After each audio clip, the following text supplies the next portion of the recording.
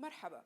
كثير من الأشخاص ما عندهم معلومة كافية عن يوم الاستقلال أو عيد الاستقلال العراقي، على اعتبار أنه لسنوات طويلة ما كان يتم الاحتفال به بسبب الخلافات ما بين النظامين الجمهوري والملكي.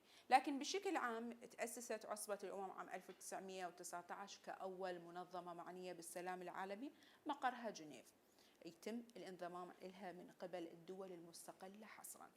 بعد سنوات كثرت الضغوط الشعبية على بريطانيا من أجل دخول العراق لعضوية الأمم، على اعتبار أنه العراق كان تحت الانتداب البريطاني بهذه الفترة.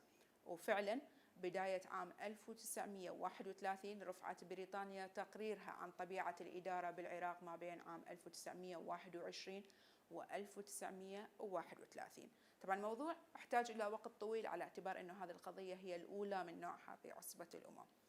بعدها تم تشكيل لجنة خاصة لدراسة هذا الملف، خصوصا أنه كانت فرنسا تفتعل المشكلات اللي عرقلت الموضوع، اللي عارض مصالحها بسوريا، لأنه كانت سوريا بذيك الفترة تحت الانتداب الفرنسي. وضعت هذه اللجنة بعض الشروط اللي تتعلق بالضمانات العامة والضمانات الخاصة أيضا، ووضع الأجانب بالعراق. هنا تم دراسة هذه الشروط من قبل المجلس النيابي بحكومة النوري سعيد، وتم الموافقة عليها.